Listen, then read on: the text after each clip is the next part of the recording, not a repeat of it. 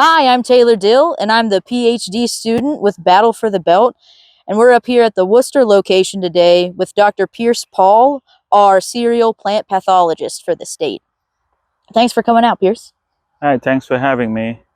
So today we're going to look at a corn plot that was planted a few weeks ago now. So we're in planting date 1, which was planted on April 14th. April 14th.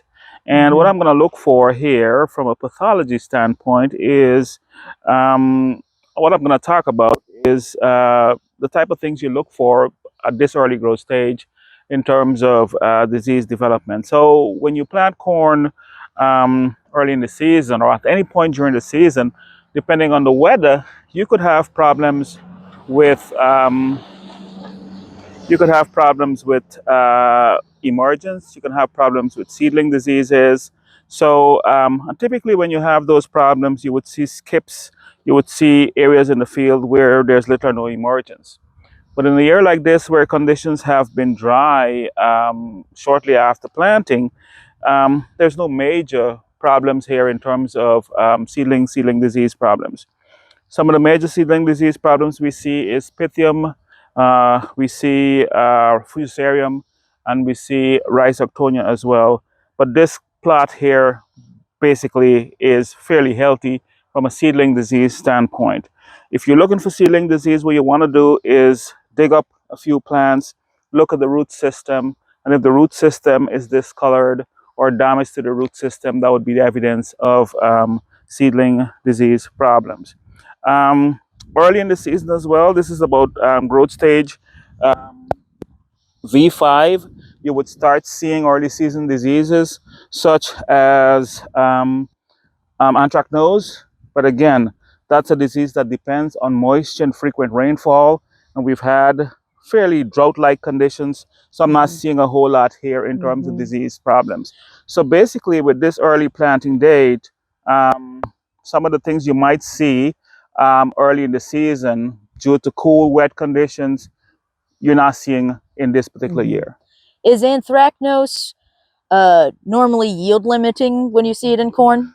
Anthracnose could be yield limiting in corn, but not in Ohio. Typically, we don't see major problems with anthracnose. It would start early in the season, but then it would remain restricted to those lower leaves and never actually make it up to the upper leaves where it can cause damage in terms of yield reduction. But anthracnose has multiple phases. You've got anthracnose leaf blight, is what we see early in the season. You can see anthracnose stalk rot, and you can see anthracnose top dieback. All three phases can occur in any given year, or one or the other may occur in a given year, but how much they impact the corn depending on the corn hybrid as well as the weather conditions. Okay. I have another question for you. So we're standing in planting date 1. So anybody who planted really early in the season, the second week of April, we're getting close to V5 or V6 throughout the state. And a lot of farmers are moving towards possibly doing a split fungicide application, one early and one late. What's your recommendation for this year, or your thoughts on that? Right. So that's a management? good question, Taylor. And I know there are always questions about applying fungicide early, because the argument is because the corn is small, you get better coverage, and it provides some protection and some residual effects against late season diseases. I've done fungicide efficacy trials for years. I've got more than 12 years of fungicide efficacy trial data, and I don't see the benefit from early applications under Ohio's conditions. And I make a point of emphasizing on the growing conditions in Ohio. Others have seen benefits in other places, but under our conditions, my 12 years of data suggests that I don't see consistent benefit to applying a fungicide early under our growing conditions. Particularly in a year like this, there's no disease to control. It's pretty dry. And for most of the fungicides that we use, I'm not convinced that the residual effects of that fungicide is going to protect this plant when we get to the tasseling or the R1 growth stage.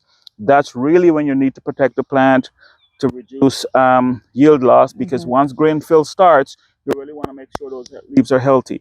And I'm not convinced that an early application of fungicides under our conditions provide the necessary protection against late season disease development. If you're thinking diseases like tar spot, it only comes in late V stages to early reproductive stages. Grayley spot kicks in during reproductive stages. Anthracnose kicks in during mid-reproductive stages. So most of our major diseases in Ohio affect the corn plants at or after tasseling, Okay. and that's really when you need the fungicide, and you need that fungicide at the full rate of the full dose. Okay. Thank Okay. you. Anything else? Can I ask you another question? Yes, please. So we're having a drier part of the season now. When this was put in, it was really wet, and it Yes. stayed wet up here in Worcester for like 3 weeks. And I think that's why this is a little bit short compared to, we have planting day 3 back there. It was about the same height. But do you think that the dry weather now will affect plant diseases in the next month? Or do you, if it's going to be wet in July, will you still have the same probability for disease as if it was wet right now? Right. So wet right now, obviously, it slows the development of the crop. But dry conditions right now slows the development of the crop. But dry conditions also slow disease development. Okay. Most diseases like wet, humid conditions and warm conditions. So if you've got a delay in disease onset or disease development, then it means that you're probably going to have a delay in diseases later in the season. However, if conditions become very, very wet and very humid in July, you can still have disease problems. You can still see disease developing, because disease development is not only a function of how much rain you had early in the season. Spores that lead to disease development can blow in from elsewhere, and that's typically with tar spot, for example. Okay. Even though we don't have a lot of disease here, or we don't have tar spot early in the season, if conditions become favorable in July and spores are blown in from elsewhere, you can still have tar spot. So the secret is, don't use this as complete judgment as to what to expect during July. Okay. Look at what we've got now, make your assessment, but keep monitoring the crop, monitoring the weather, and come back out here in late June, early July, and see what's going on in terms of the weather, and make a decision about fungicide application. Okay. And when we start scouting for that, we start scouting at tassel, right? Or a little before? I like to start scouting a little earlier, because there are all kinds of different signs early in the season. Probably, V12, V18. As you get to those late vegetative growth stages, then you should start scouting to see what's developing and what's progressing. Because if you, most of these diseases tend to increase on a weekly scale. Okay. You tend to see an increase in disease at weekly intervals. We call it the incubation latent period. So you come, at V12, then you come back a couple of weeks, you're probably at V15, and you see the progress of disease. And if it gives you an idea that disease is progressing fairly quickly, then it helps you to make that decision about applying a fungicide at R1 or a tassel. Okay. Thank Good. you.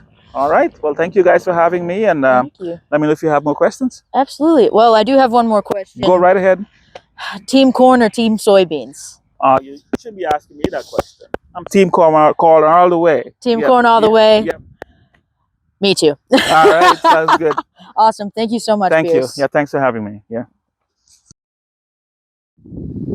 Hi, I'm Joe Davlin, the station manager at the Western Ag Research Station, and I'm here to report that we got our 5th planting date in for the Battle of the Belt on June 8th. We were lucky to get everything in on 2-week time spacing, so it worked out perfect for us.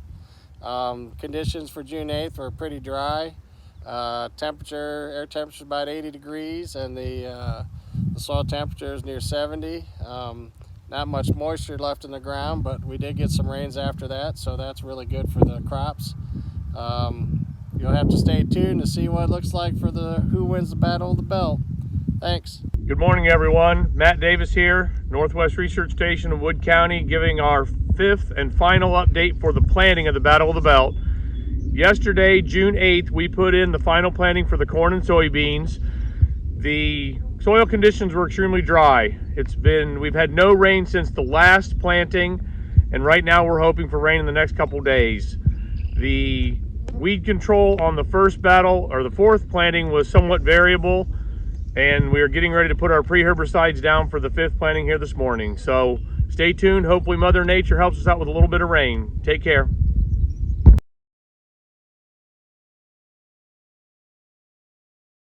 My name's Kyle Stockton. I'm a farmer in western Allen County, and today we're in a field of beans that were planted April 19th, this is the field that we started with this spring. We planted these before we planted any corn. A little bit nervous with some of the colder weather early on, and the ability of the corn seed in case there wasn't enough heat to get it up. So we started with soybeans. These are planted 145,000 in twin 30-inch rows. Our stand is between 135,000 and 140,000, and you can see that they have taken right off. They're at about V3, and we're getting ready to come back with a post herbicide application, and they look good, so we're gonna put the pedal to the metal on them.